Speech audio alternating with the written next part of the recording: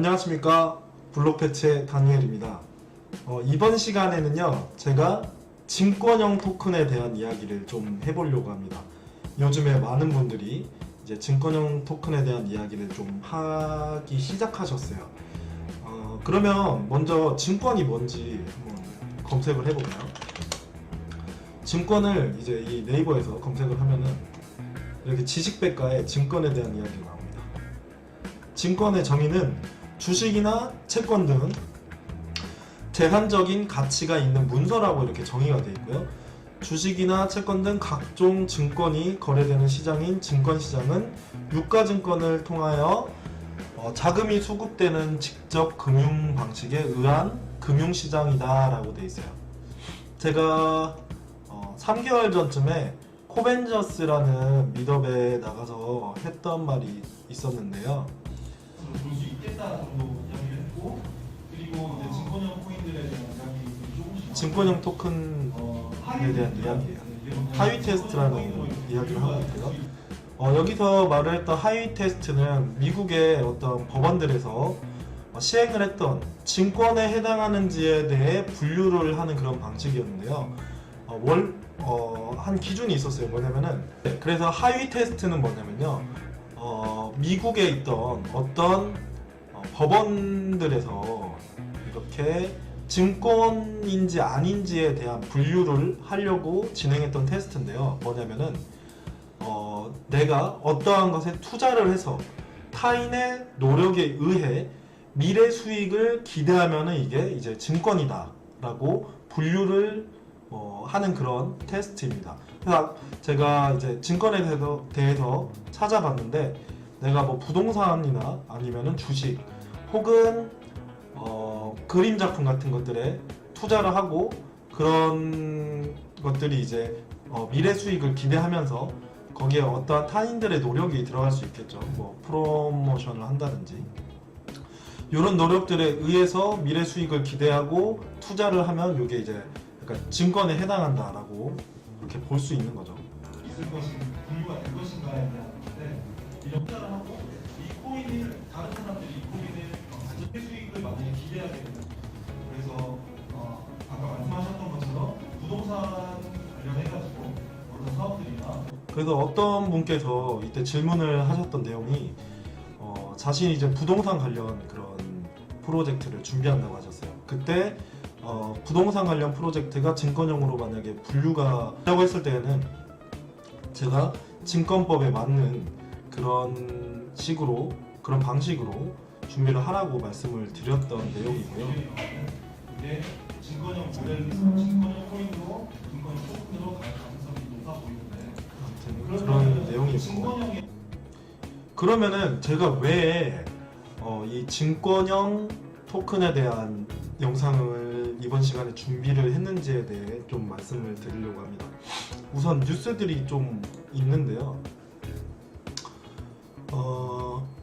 스위스 ICO 가이드라인으로 증권형 토큰 골라낸다라는 뉴스가 나왔었어요. 이건 3월달에 나왔던 건데, 보시면은 스위스 같은 경우에는요, 연방금융감독청이라는 FINMA에 의해서 ICO 관련 그런 규제들을 받게 돼요.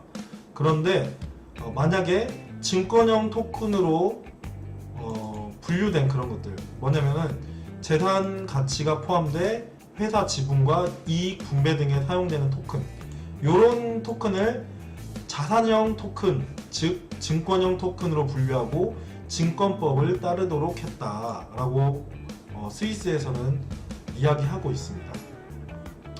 그리고 이건 제가 만든 그런 교육자료인데요. 그 교육자료 중에 일부 내용입니다. 지금 싱가포르에서 어떤 식으로 블록체인 관련 규제들이 이루어지는지에 대한 내용인데요. 2017년 8월 1일에 싱가포르 금융청이 가상화폐 ICO 가이드라인을 딱 발표를 했어요. 근데 여기서 이제 증권 관련 규제 내용이 나오는데요. 여기 보시면은 해당 디지털 토큰이 시큐리티 앤드 피처스 액트에 따라 규제되는 금융 상품에 해당될 경우는 싱가포르에서 ICO 및 발행이 규제 대상이 된다고 해요. 증권에 해당될 경우에는 토큰 발행인은 해당 토큰 제공 이전에 MAS 싱가포르 금융청이죠. 여기에 신청서를 제출하고 등록 절차를 거쳐야 되고요. 여기가 중요한데 이후 거래하는 토큰의 2차 거래 플랫폼, 거래소 같은 데들이죠. 또한 이 싱가포르 금융청에 승인되거나 인정을 받아야 된다라는 내용이 있어요. 이게 뭐냐면은 실제로 증권에 해당되는 토큰이면은 이러한 절차들을 따라서 거래가 가능하다, ICO도 가능하고 거래가 가능하다는 그런 내용이고요. 그리고 스위스인데 아까 제가 말씀드렸던 그 내용이에요. 스위스 같은 경우에는 피마, 스위스 금융위원회라고 할 수 있는 그 피마에서 2018년 2월 19일에 ICO 가이드라인을 발표를 했습니다. 이게 뭐 ICO 규제라고 할 수 있다는데요. 보니까 날짜는 싱가포르가 좀 더 빠른 것 같네요. 그렇죠? 그래서 스위스에서는요, 지불형 토큰, 그리고 유틸리티형 토큰, 자산형 토큰으로 이렇게 나눠요. 근데 핀마가 만약에 특정 ICO의 토큰을 증권으로 취급하겠다라고 만약에 판단을 내리면은 증권 규제를 받게 된대요. 그래서 지금 스위스하고 싱가포르 같은 경우에는 증권형 토큰에 대한 규제 이야기들이 나오고 있고 절차들이 어느 정도 갖춰져 있는 것 같아요. 제가 이제 스위스에 있는 저희 그 파트너사분들한테 여쭤보면은 아마 앞으로 증권형 토큰이 좀 주된 그런 유행을 좀 일으킬 것이다라고 예측을 하고 계시고요. 그런 증권형 토큰 같은 경우에는 아마 스위스로 몰려올 거다라고 말씀을 하시더라고요. 그리고 이제 뭐 기사 몇 개를 좀 봐볼게요. 요거 방금 본 기사고 재미있는 게 있어요. 보시면은 코인베이스가 증권사 인수 승인마다 증권형 토큰에 대한 상장 가능성이 높아지고 있다라고 말을 하고 있어요. 다들 아시다시피 코인베이스 같은 경우에는 굉장히 좀 주목을 받고 있는 그런 거래소예요. 왜냐면은 탈중앙화적인 이념을 좀 많이 가지고 있고, 그리고 굉장히 상장 심사나 이런 부분에 있어서 까다로워요. 그런데 코인베이스가 증권사 인수 승인을 받았다라는 것은 제가 볼 때는 이제 SEC 관련된 그런 절차나 아니면 규제를 받으면서 증권형 토큰을 실제로 우리가 상장하겠다라는 그런 이야기를 하고 있는 것 같아요. 보시면은 코인베이스는 미국 증권거래위원회와 금융산업규제협회로부터 증권거래 업체 인수를 승인받았다라고 되어 있습니다. 그렇기 때문에 방금 말씀드렸던 것처럼 SEC의 규제 안에 들어올 가능성이 크다라고 보실 수 있겠습니다. 그래서 이는 이제 금융상품 관련 서비스도 확대할 수 있다라고 하는데요.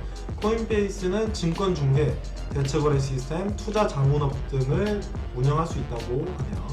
그리고 대체거래 시스템은 정규 거래소 이외에 여러 형태의 증권거래 시장을 말한다고 합니다. 자, 그리고 이것도 한번 봐볼게요. 바이낸스가 이제 몰타 증권거래소 하고 증권형 토큰 플랫폼을 위해 협력한다고 해요. 지금 증권형 토큰에 대한 뭔가 거래를 할 수 있는 그런 밑바탕 그리고 절차를 만들려고 노력을 하고 있다는 것을 알 수 있습니다. 자, 이것도 한번 보실까요? 오버스탁이라는 곳이요, 첫 증권형 토큰 거래 플랫폼을 공개했다고 해요. 그래서 패트릭 번이라는 사람이 5년 내에 월가를 대체할 것이라고 이렇게 말을 하고 있는데요. 보시면은 오버스탁은요, 지난해 9월에 세계 최초로 온라인 쇼핑몰에 비트코인 결제를 도입한 그런 회사인데, 여기에 이제 자회사인 티제로를 통해서 증권형 토큰을 발행하고 거래할 수 있는 첫 플랫폼 사업에 나선다 라고 되어 있습니다. 실제 이 티제로를 통해서 이런 또 한 가지의 증권형 토큰을 거래할 수 있는 시장이 올 것 같고요. 보시면은 이번에는 나스닥입니다. 나스닥이 증권형 토큰 플랫폼 설립 추진이라는 입장을 밝혔다고요. 기사 내용을 좀 볼까요? 세계 2위 증권거래소 미국 나스닥이 새로운 시큐리티 토큰 플랫폼 설립을 추진 중이라고 밝혔다고 합니다. 아까 제가 말씀드렸던 것들은 코인베이스나 바이낸스 이런 기존에 우리가 알고 있는 암호화폐 거래소에서 증권형 토큰에 대한 상장을 좀 시킬 수 있는 그런 기반을 마련하려고 움직임들이 보였는데, 이번에는 나스닥인 거예요. 세계 2위 증권거래소인 미국 나스닥이 이번에는 시큐리티 토큰 플랫폼 설립을 추진 중이라고 이제 밝혔다고 합니다. 이제 좀 더 메인스트림으로 오는 그런 것으로 보이죠. 그리고 지금 좀 보여드릴 거는 이 폴리메스라는 거예요. 폴리메스는 더 시큐리티스 토큰 플랫폼이라고 되어 있는데요. 이게 뭐냐면은 좀 재밌어요. 기존에 있는 그런 증권들을 실제로 암호화폐화 시키겠다라는 건데요. 그래서 STO 시큐리티 토큰 오퍼링 같은 것들을 이제 도와주는 그런 플랫폼입니다. 보시면은 이게 이더하고 좀 이렇게 비교한 영상이 있어요. 이건 폴리메스 홈페이지인데요. 이더리움이 뭐 비트코인, 라이트코인, 이더리움 그리고 다른 것들에 의해서 이렇게 암호화폐 시장을 키우는데 좀 기여를 했다면 폴리메스인 거예요. 블록체인 캐피탈, 브레이드, 그리고 여기 보시면은 이더리움 ERC20 이제 ST20이라고 되어 있는데 이게 이제 폴리메스에서 사용하는 그런 시스템이고요. 토큰의 그런 정의라고 할까요? 아무튼 그런 것들인데, 그 이후에는 이런 식으로 펀드 그리고 벤처 캐피탈 그리고 리얼 이스테이트 정말 커머디티 상품까지 이렇게 연결되는 것들을 보실 수 있습니다. 실제 나중에 영상을 보시면은 내용이 실제 시큐리티들을 블록체인화해서 약간 토큰화 시키겠다 그런 내용이고요. 그런 프로젝트인 폴리메스라는 프로젝트가 이미 나왔습니다. 여기 보시면은 뭐 굉장히 좀 외국인들이 많이 있네요. 몰라요 누군지. 이분도 태국에서 자주 뵀던 것 같고요. 아무튼 이런 프로젝트도 있습니다. 그리고 아까 여기 제가 오버스타 뉴스에서 말씀드렸던 T0인데요. 이것도 마찬가지입니다. The global leader in blockchain innovation for capital markets 이렇게 돼 있는데요. 이것도 마찬가지로 아까 기사에서 설명드렸던 것처럼 증권형 토큰을 발행하고 거래할 수 있는 플랫폼 사업인 거예요. 아까 제가 말씀을 드렸던 것처럼 내가 어떠한 것에 투자를 하고 타인의 노력에 의해서 미래 수익을 기대하게 된다면은 이게 증권형 토큰으로 분류될 가능성이 높다라고 말씀을 드렸죠. 이게 이제 하위 테스트라는 테스트 방법이라는 것도 말씀을 드렸고요. 그래서 앞으로는 이런 기존 거래소, 기존 암호화폐 거래소부터 시작해서 이런 나스닥까지 계속 증권형 토큰 플랫폼을 만들려는 움직임들을 가지고 저희가 추론을 했을 때 앞으로는 증권형 토큰에 대한 시장이 커질 것이다 라고 생각을 할 수 있을 것 같아요. 그래서 앞으로는 이 블록체인과 암호화폐 시장의 판도가 조금은 바뀔 수 있지 않을까 하고 생각을 해볼 수 있을 것 같고요.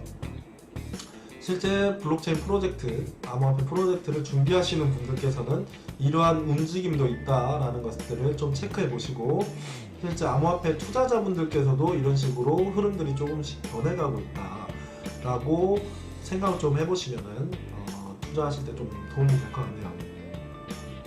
그리고요, 제가 볼 때는 이제 규제들이 좀 정형화돼서 좀 더 올바른 방법의 그런 가이드라인들이 나올 것 같아요. 감히 좀 추론을 해보건데 암호화폐 시장은 아직 초기 단계다 라고 말씀을 좀 드릴 수 있을 것 같아요.